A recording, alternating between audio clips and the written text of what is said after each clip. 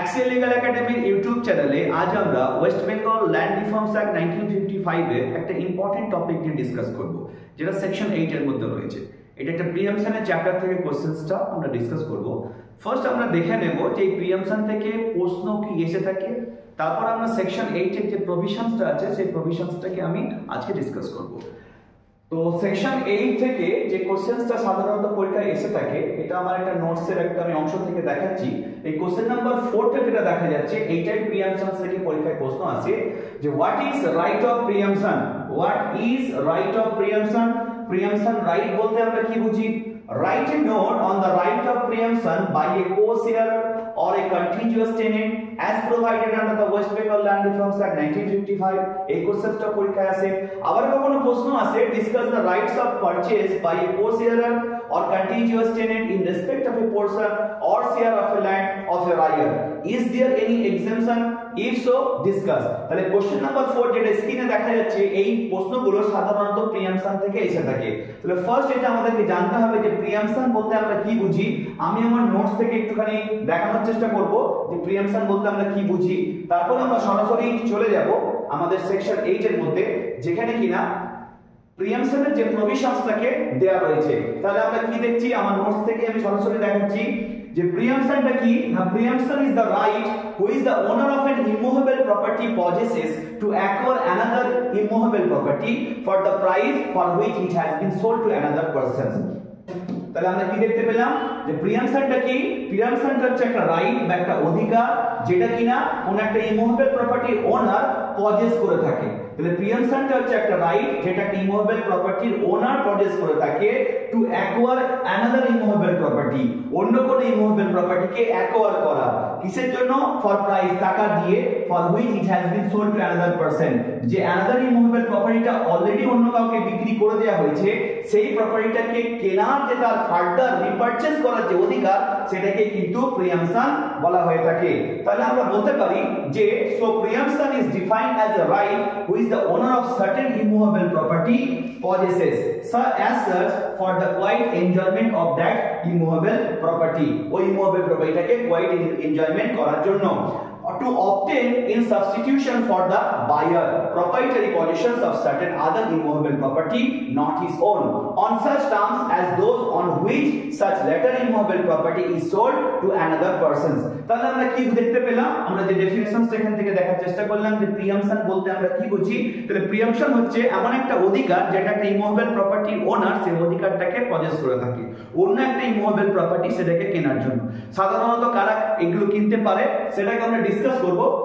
Suppose মনে করে একটা ইমুভেবল প্রপার্টি আছে, পাশে একটা ইমুভেবল প্রপার্টি আছে, পাশে যে থাকে তাকে কন্টিজিউয়াস ওনার বলা হয় বা অ্যাডজেসেন্ট ল্যান্ড ওনার বলা হয়ে থাকে।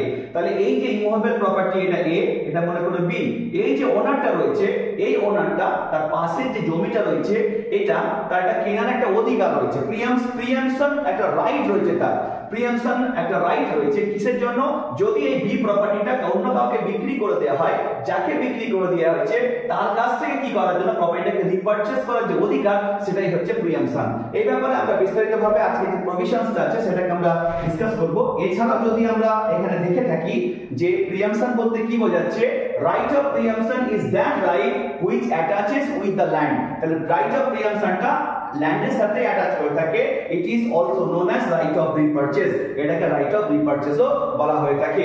তো যারা co-sharers of the land has the right of repurchase from the person other than the co-sharers, this right is given to prevent the strangers to come into family property in order to maintain the fraternity. তাহলে আমরা প্রিএমশন জিনিসটা কি এখানে জিনিস আকারে দেখলাম। এবার আমরা সরাসরি যেটা সেকশন 8 এর মধ্যে প্রিএমশনটা রয়েছে, আমরা সেটার মধ্যে চলে যাব, তাহলে আমাদের জিনিসটা বুঝতে আরো অনেকটা ইজি হবে। তাহলে আমরা চলে আসি সরাসরি যে আমরা দেখব যে প্রিএমশন বলতে আমরা কি বুঝি।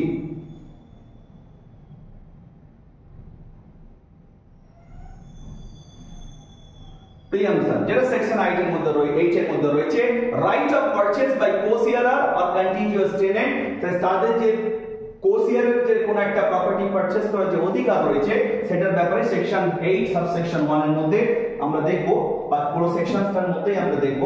প্রথমে দেখব যেটা আমরা যে if a portion or the share of a plot of land of a ryer is transferred to any person, if a portion মানে কোন একটা অংশ or share of a plot of land, তাহলে কোন একটা প্লট অফ ল্যান্ডের কোন পোরশনস বা যদি কোন একটা শেয়ার যদি কি হয় না is transfer to another person, যদি অন্য কোন ব্যক্তিকে যদি ট্রান্সফার করা হয় আদার দ্যান এ কো-শেয়ারার, যদি কোন কো-শেয়ারার ব্যতীত of a রায়ত in the plot of land, ওই প্লট অফ ল্যান্ডের যে রায়ত আছে, রায়তের যে কো-শেয়ারার আছে, সেই কো-শেয়ারার ব্যতীত অন্য কাউকে যদি সেই ল্যান্ডটাকে বা ল্যান্ডের কোন একটা পোরশন বা শেয়ারকে যদি ট্রান্সফার করা হয়। এখন প্রশ্ন হচ্ছে এই কো-শেয়ারার কথাটার অর্থ কি? এই কো-শেয়ারার কথাটার অর্থ হচ্ছে যে যদি দুজন ব্যক্তি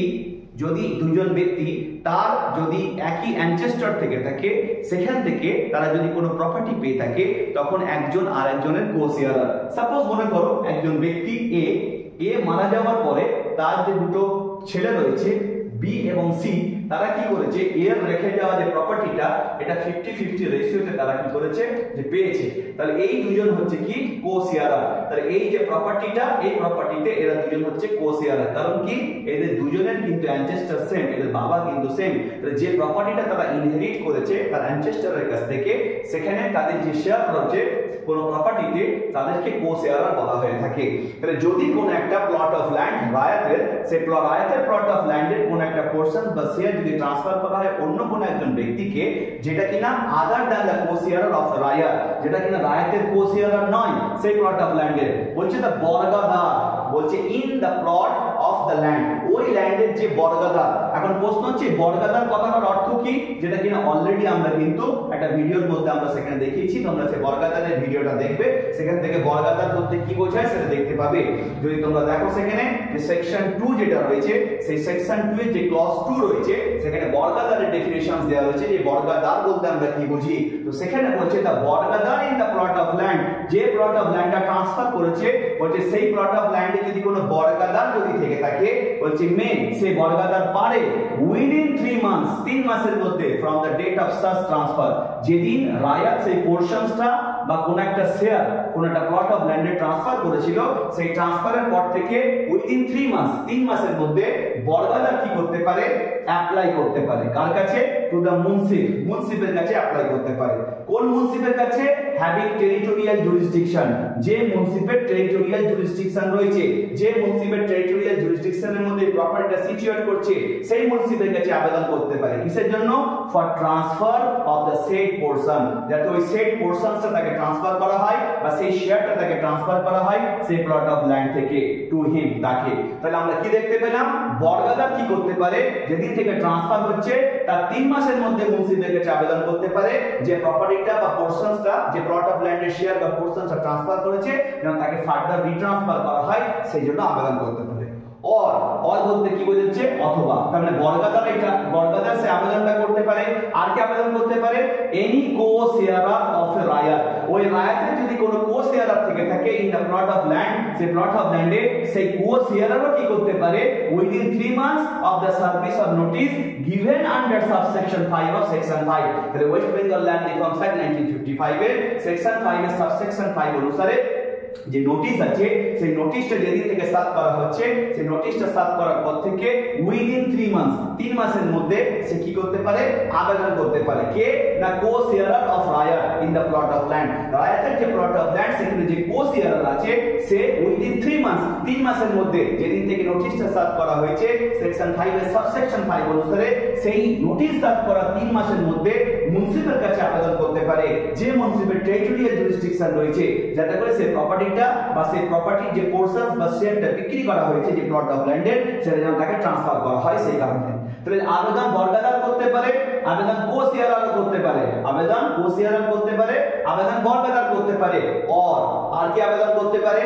বলছে এনি রায়ত, অন্য কোন রায়ত যদি থেকে থাকে possessing land adjoining such plot of land, তাহলে যে ল্যান্ডটার পোরশন বা শেয়ারটা বিক্রি হয়েছে সেই ল্যান্ডের অ্যাডজয়নিং বা অ্যাডজাসেন্ট যদি কোনো ল্যান্ড থেকে থাকে, সেই ল্যান্ডের যে রায়ত সেও কি করতে পারে না আবেদন করতে পারে, but within 4 months of the date of such transfer, যেদিন থেকে ট্রান্সফার করা হয়েছিল কোন একটা প্লট অফ ল্যান্ডের কোনো পোরশন বা শেয়ারকে একজন অ্যাডজেসেন্ট ল্যান্ড ওনার বা একটা অ্যাডজয়েনিং ল্যান্ড ওনার বা একজন রায়ত যে ছিল সে আবেদন করতে পারে মুন্সিফের কাছে, যার কিনা টেরিটোরিয়াল জুরিসডিকশন রয়েছে, তার কাছে ওই শেয়ার বা পোরশনসটাকে তাকে ট্রান্সফার করার জন্য।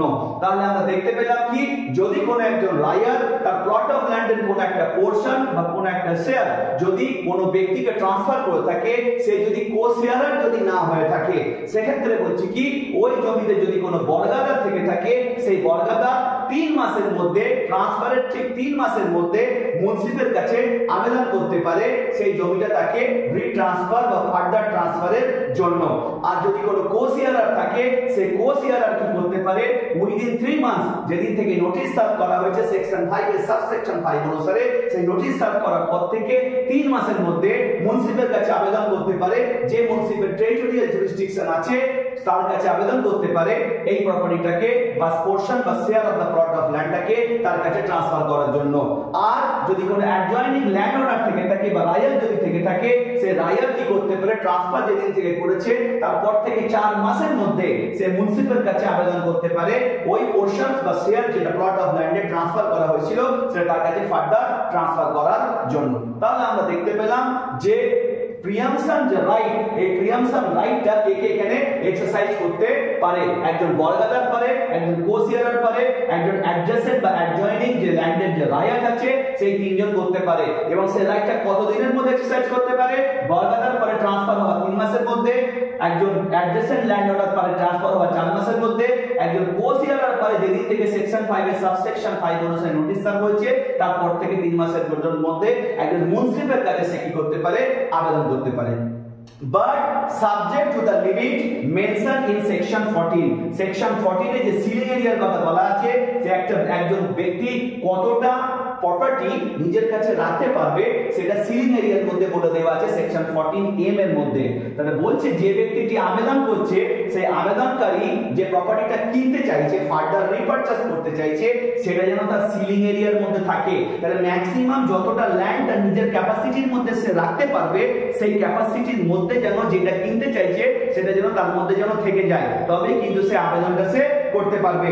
বলছে অন ডিপোজিট অফ কনসিডারেশন মানি, তাহলে কোর্টে যখন আবেদন করবে মুন্সিফের কাছে তখন কিন্তু বলছে অন ডিপোজিট, তাহলে যে আবেদন করবে সেই বর্গাদার, কো-শেয়ার বা অ্যাডজেসেন্ট ল্যান্ড ওনার বা রায়ত যে আছে, সে যখন আবেদন করবে বলছে কনসিডারেশন মানিটাকে কোর্টে ডিপোজিট করতে হবে। এই কনসিডারেশন মানি বলতে কি, রায়ত যে প্লট অফ ল্যান্ডের পোরশন বা শেয়ারটাকে ট্রান্সফার করেছিল অন্য ব্যক্তির কাছে, যে অ্যামাউন্ট দিয়ে সে ট্রান্সফারটা করেছিল, যে অ্যামাউন্ট দিয়ে বিক্রি করেছিল, যে একজন আদার্স পারসন যে অ্যামাউন্টটা দিয়ে কিনেছিল, যে ডিডের মধ্যে যে কনসিডারেশন অ্যামাউন্টটা বা জমির ভ্যালুয়েশনটার কথা উল্লেখ করে দেওয়া আছে, বলছে সেই কনসিডারেশন অ্যামাউন্টটা কি করতে হবে, কোর্টে ডিপোজিট করতে হবে।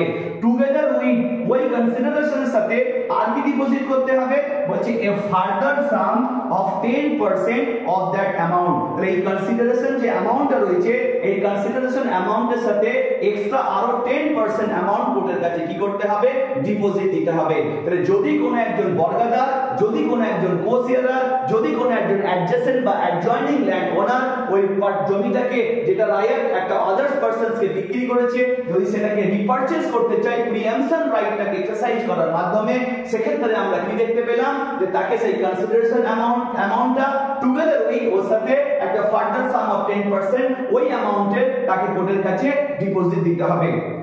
এর আগে আমরা যে মুসলিম ল পড়েছিলাম, সেই মুসলিম ল এর মধ্যেও কিন্তু প্রিএমশন বা সুফা এই চ্যাপ্টারটা কিন্তু আমরা সেখানে পড়েছিলাম। সাফি শরীক, সাফি খালিদ আর সাফি জার, এই 3 রকম প্রিএম্পটরের কথা আমরা দেখেছিলাম, যারা কিনা তাদের নিজেদের যে প্রিএমশনের যে রাইট, প্রিএমশন করার রাইট, সেই পার্সোনাল রাইটটাকে তারা কিভাবে এক্সারসাইজ করবে, সাফি শরীক, সাফি খালিদ আর সাফি জার, যেটা কিনা আমরা মুসলিম লতে পড়েছি। এখানে কিন্তু আমরা West Bengal land reforms act 1955 এর কিন্তু আমরা দেখতে পেলাম একজন বর্গাদার, একজন কো-শেয়ারার, একজন অ্যাডজয়েনিং যে ল্যান্ড ওনার, তারা কিন্তু এখানে প্রিএমশন রাইটটাকে এক্সারসাইজ করতে পারছে অ্যাকর্ডিং টু সেকশন 8 সাবসেকশন 1। এবং সেক্ষেত্রে তাকে কতদিন রেস্ট্রিকশনের মধ্যে তাকে সেই মামলাটা করতে হবে, কার কাছে মামলা করতে হবে, কিভাবে মামলা করতে হবে, কত টাকা ডিপোজিট দিতে হবে, তার সাথে এক্সট্রা কত অ্যামাউন্ট দিতে হবে, সবকিছু কিন্তু সাবসেকশন 1 এর মধ্যে দিয়ে দেওয়া আছে।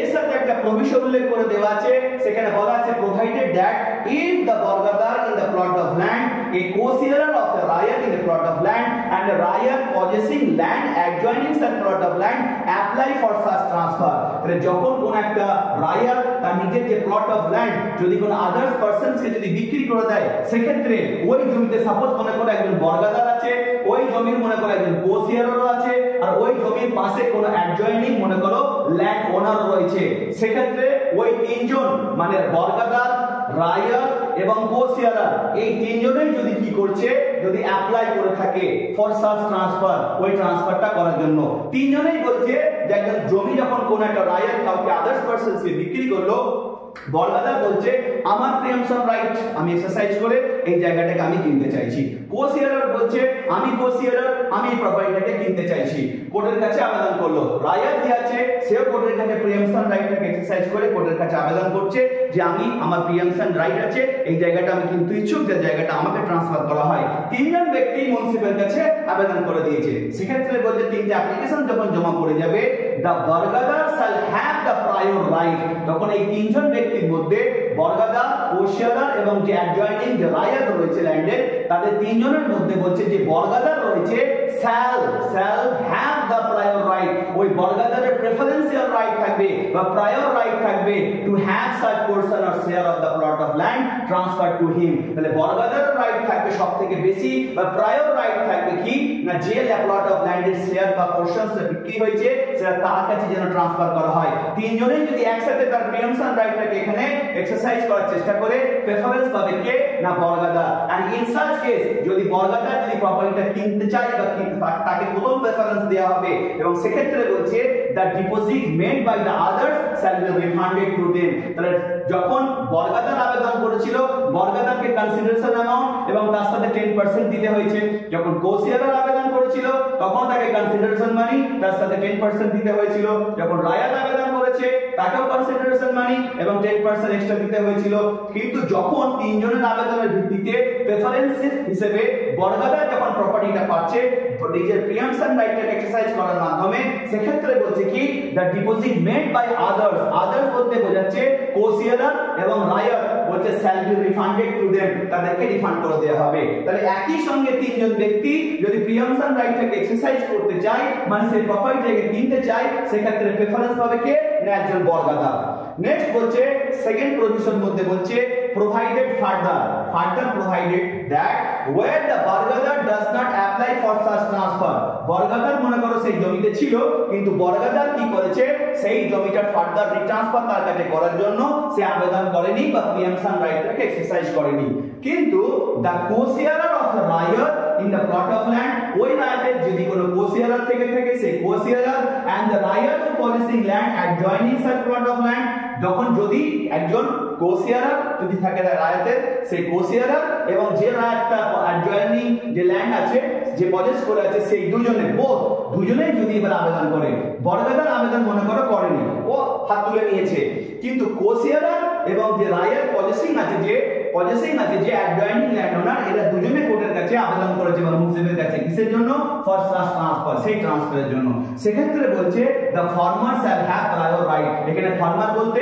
co-sharer-কে বোঝানো হয়েছে to have such portion or the share of the plot of land transfer to him, তাহলে যখন বর্গাদার আবেদন করবে না সেক্ষেত্রে co-sharer এবং যদি অ্যাডজয়েনিং যদি রায়াত যদি আবেদন করে সেক্ষেত্রে co-sharer যে আছে তার তখন প্রেফারেন্সিয়াল রাইট থাকবে ওই প্রপার্টিটা পাওয়ার জন্য, and in such a case সেক্ষেত্রে the deposit made by the letter বলতে এখানে বোঝানো হয়েছে রায়াতকে, যে লেটার যে ডিপোজিটটা কোর্টের কাছে দিয়েছিল shall be refunded to him, তাকে রিফান্ড করে দেওয়া হবে, তাহলে co-sharer এবং রায়াত দুজনেই যদি কোর্টের কাছে আবেদন করে সেক্ষেত্রে co-sharer প্রেফারেন্স পাবে সেই প্রপার্টিটাকে ফার্দার রিপারচেজ করার জন্য বা প্রিএমশন রাইটটাকে এক্সারসাইজ করে প্রপার্টিটাকে কেনার জন্য।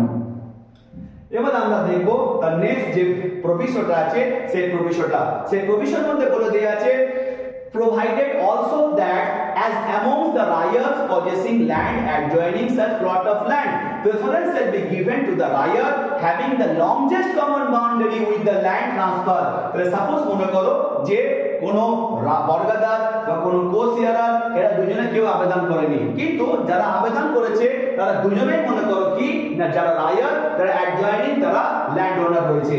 দুজন যারা কোসি যারা প্রিএমশন রাইট এক্সারসাইজ করার জন্য মুনসিপাল কাছে আবেদন করেছে দুজনেই মনে করো অ্যাডজয়নিং যে ল্যান্ড ওনার সেই ল্যান্ড ওনার বা তারা রায়ার। বলছে সেক্ষেত্রে বলছে কি প্রেফারেন্স কাকে দেওয়া হবে, বলছে সেই রায়ারকে প্রেফারেন্স দেওয়া হবে যার কিনা লংগেস্ট কমন বাউন্ডারি রয়েছে উইথ দ্য ল্যান্ড ট্রান্সফার। যে ল্যান্ডটা ট্রান্সফার করা হয়েছে সেই ল্যান্ডের মধ্যে যার লংগেস্ট বাউন্ডারি রয়েছে বলছে সেই রায়াত বা অ্যাডজয়নিং যে রায়াত রয়েছে তাকে বেশি প্রেফারেন্স দেয়া হবে ওই জমিটা কেনার জন্য বা রিপারচেজ করার জন্য। এবার সাবসেকশন 2 যেটা রয়েছে সেই সাবসেকশন 2টা আমরা দেখার চেষ্টা করব যে সেখানে কি দেয়া আছে। Nothing in this section shall apply to section 8 এর সাবসেকশন 1 এর মধ্যে বলছে এমন কোনো কিছু জিনিস উল্লেখ করা নেই যেটা কিনা অ্যাপ্লাই হবে a transfer by exchange or by partition. তাহলে যদি কোনো একজন ব্যক্তি যদি তার নিজের প্লট অফ ল্যান্ড বা কোনো রায়ের যদি তার নিজের প্লট অফ ল্যান্ডকে এই কারোর সাথে যদি এক্সচেঞ্জ করে থাকে, এক্সচেঞ্জ বলতে কি বুঝি section 118 of the transfer of property act 1882 সেখানে আমরা এক্সচেঞ্জ বলতে কি বুঝি সেটা আমরা দেখেছি। তো সেখানে বলা হচ্ছে যদি কোনো একজন রায়ার তার নিজের প্লট অফ ল্যান্ডকে যদি বাই এক্সচেঞ্জ ট্রান্সফার করে থাকে অথবা বাই পার্টিশন যদি ট্রান্সফার করে থাকে সেখানে বলছে সেকশন 8 সাবসেকশন 1 এর যে প্রিএমশন রাইটের কথা উল্লেখ করে দেওয়া আছে বলছে সেটা কিন্তু এখানে অ্যাপ্লাই হবে না। আর কি বলছে a transfer by bequest or gift or hiba bil ewaz. এখানে বেকুয়েস্ট বলতে উইল কে বোঝানো হয়েছে বা টেস্টামেন্টারি ডিসপোজিশনস কে বোঝানো হয়েছে। যদি কোনো রায়ার তার প্লট অফ ল্যান্ড কাউকে বেকুয়েস্ট বা উইল করে দিয়ে থাকে সেখানে বলছে সেকশন 8 এর সাবসেকশন 1 এর মধ্যে যে প্রভিশনস আছে সেখানে অ্যাপ্লিকেবল হবে না। যদি কোনো রায়ার তার প্লট অফ ল্যান্ডকে গিফট করে থাকে যেটাকে আমরা বলে থাকি সেকশন 122 ট্রান্সফার অফ প্রপার্টি অ্যাক্টে বলছে সেক্ষেত্রে কিন্তু বলছে সেকশন 8 এর সাবসেকশন 1 এর যে প্রিএমশন রাইট সেখানে অ্যাপ্লিকেবল হবে না। অথবা যদি হিবা বিল ইওয়াজ করে থাকে, হিবা বিল ইওয়াজ কথার অর্থ হচ্ছে হিবা ফর এ কনসিডারেশন, যেখানে একটা গিফটের পরিবর্তে কনসিডারেশন দেওয়ার একটা প্রথা রয়েছে মুসলিম লয়ের একটা পিকুলিয়ার ফর্ম অফ গিফট বা একটা হিবাকে বোঝাচ্ছে। সেক্ষেত্রে বলছে কি সেকশন 8 এর সাবসেকশন 1 এর যে প্রিএমশন রাইটের কথা বলা আছে সেটা সেখানে অ্যাপ্লিকেবল হবে না। বলছে যদি কোনো একটা mortgage mention in section 7 West Bengal land reforms act 1955 এর সেকশন 7 এ একটা রায়ার তার নিজের প্লট অফ ল্যান্ডকে যদি মর্টগেজ দিতে চায় মানে ইউসুফ ফ্যাক্টরি যদি মর্টগেজ দিতে চায় সেখানে একটা লিমিটেশনের কথা বলে দেওয়া আছে যেটা কিনা 15 ইয়ার্স এর বেশি একটা ইউসুফ ফ্যাক্টরি মর্টগেজ একজন রায়ার দিতে পারে না। সেই মর্টগেজ বলতে কি বোঝায় section 58 transfer of property act 1882 এর মধ্যে উল্লেখ করে দেওয়া আছে। সেখানে বিভিন্ন প্রকার মর্টগেজের ব্যাপারে বলা আছে, তার মধ্যে একটা হচ্ছে ইউসুফ ফ্যাক্টরি মর্টগেজ, সেখানে সিম্পল মর্টগেজ আছে, সেখানে ইংলিশ মর্টগেজ আছে, সেখানে অ্যানোমালাস মর্টগেজ আছে, mortgage by deposit of title deeds রয়েছে। এরকম ভাবে বিভিন্ন কাইন্ডস অফ মর্টগেজ সেকশন 58 এর মধ্যে উল্লেখ করে দেওয়া আছে ট্রান্সফার অফ প্রপার্টি অ্যাক্টে। তো এখানে বলছে যে মর্টগেজটা সেকশন 7 এ উল্লেখ করে দেওয়া আছে সেকশন 7 ট্রান্সফার অফ সেকশন 7 যেটা West Bengal land reforms act 1955 এ ইউসুফ ফ্যাক্টরি মর্টগেজের কথা বলা আছে যে একজন রায়ার তার ইউসুফ মর্টগেজ যেটা আছে প্রপার্টি যেটা আছে সেটাকে ইউসুফ ফ্যাক্টরি মর্টগেজ দিতে পারবে না 15 বছর থেকে বেশি সময়ের জন্য। তো বলছে সেক্ষেত্রে বলছে এখানে কি হবে না না সেই প্রিএমশন রাইটটা সেকেন্ড এক্সারসাইজ করা যাবে না। A transfer for charitable or religious purposes or both, যদি কোনো একটা রায়ার তার প্লট অফ ল্যান্ডকে যদি চ্যারিটেবল বা রিলিজিয়াস পারপাসে বা যদি রিলিজিয়াস এবং চ্যারিটেবল দুটো পারপাসে যদি ট্রান্সফার করে থাকে এবং without reservation of any pecuniary benefit for any individual, যদি কোনো তার ইন্ডিভিজুয়ালের জন্য কোনো পিকুনিয়ারি বা ফিনান্সিয়াল কোনো বেনিফিট রিজার্ভ না করে যদি ট্রান্সফার করে দেয় তাহলে সেই প্রপার্টি যেটা ট্রান্সফার করলো তারপরে কিন্তু প্রিএমশন রাইট কোনো একজন বর্গাদার কোনো একজন কোসিয়াদার বা কোনো একজন অ্যাডজেসেন্ট ল্যান্ড ওনার সে কিন্তু সেটাকে এক্সারসাইজ করতে পারবে না। বলছে a transfer of land in favour of a bargadar, যদি কোনো একজন রায়ার তার নিজের প্লট অফ ল্যান্ড যদি কোনো বর্গাদারের যদি ফেভারে যদি ট্রান্সফার করে থাকে in respect of such land সেই ল্যান্ডের পরিপ্রেক্ষিতে ইফ আফটার সাচ ট্রান্সফার যদি সেই ট্রান্সফারের পরে দ্য ট্রান্সফারি হোল্ড অ্যাজ দ্য রায়ার, যদি রায়ার হিসেবে যদি সেই ট্রান্সফারি বা সেই বর্গাদার ট্রান্সফারি বলতে বর্গাদারকে বোঝানো হয়েছে যদি সেই বর্গাদার সেই জমিটাকে যদি হোল্ড করে থাকে মানে নিজের পজিশনে যদি রেখে থাকে অ্যাজ এ রায়ার হিসেবে বলছে ল্যান্ড নট এক্সিডিং 1 একর, যদি 1 একরের থেকে বেশি যদি টোটাল বা এগ্রিগেট যদি না হয়ে থাকে ইন দ্য এগ্রিগেটে, তাহলে যদি কোনো একজন রায়ার যদি বর্গাদারকে যদি কোনো জমি ট্রান্সফার করে থাকে বর্গাদারকে যখন জমিটা ট্রান্সফার করলো তখন ট্রান্সফারার কে হলো রায়াত হলো, ট্রান্সফারি কে হলো বর্গাদার হলো। বলছে in respect of such land, যদি সেই ল্যান্ডের পরিপ্রেক্ষিতে বলছে যদি ট্রান্সফারি হোল্ড, যদি বর্গাদার হোল্ড করে থাকে সেই জমিটাকে রায়ত হিসেবে, বলছে যদি তার রায় যে জমিটা নিল ট্রান্সফারি বর্গাদার, তার তো নিজের আগে থেকে পার্সোনাল জমি ছিল, বলে সেই যে জমি পার্সোনাল আগে থেকে ছিল আর যে জমিটা এখন সে নিল রায়তের কাছ থেকে, বলছে ইন এগ্রিগেট যেন সেটা কখনো নট এক্সিডিং 1 একর, 1 একরের থেকে বেশি হয় না। এই 1 একর বলতে কি বোঝায় এটা আমাদেরকে জানতে হবে। 1 একর বলতে আমরা কি বুঝি? সাধারণত 1 বিঘা সমান সমান আমরা বলতে পারি 20 কাঠা বলতে পারি, COTT কোঠাস, বা এটাকে 33 ডেসিমেল বলা যেতে পারে, 33 ডেসিমেল। আবার গ্রামের দিকে কোন কোন জায়গায় যেখানে ধান চাষ হয়ে থাকে, বর্ধমান, মেদিনীপুর, সেখানে 40 শতকেও, ডেসিমেলকে বাংলায় শতক বলে, 40 শতকেও 1 বিঘা হয়ে থাকে, কিন্তু স্ট্যান্ডার্ড ফর্ম যেটা দেখা হয় 33 শতকে বা ডেসিমেলে 1 বিঘে, আর 20 কাঠাতে হয়ে থাকে 1 বিঘে। আর 1 একর সমান সমান হচ্ছে যেটা 3 বিঘেকে বোঝায়, এবং যেটাকে 99 ডেসিমেল বলা হয়ে থাকে।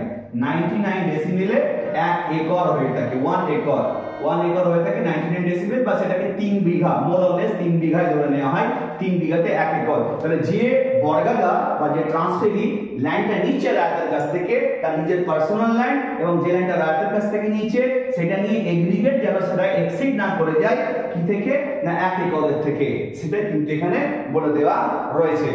নেক্সট আমরা এবার দেখব সাবসেকশন 3। সেই সাবসেকশন 3 তে আমরা কি দেখব? হ্যাঁ, যদি 1 একরের থেকে যদি এক্সিড না করে যায় সেক্ষেত্রে ওই প্রিয়াম্পশন রাইট যেটা আছে সেটাকে এখানে এক্সারসাইজ করতে পারবে না।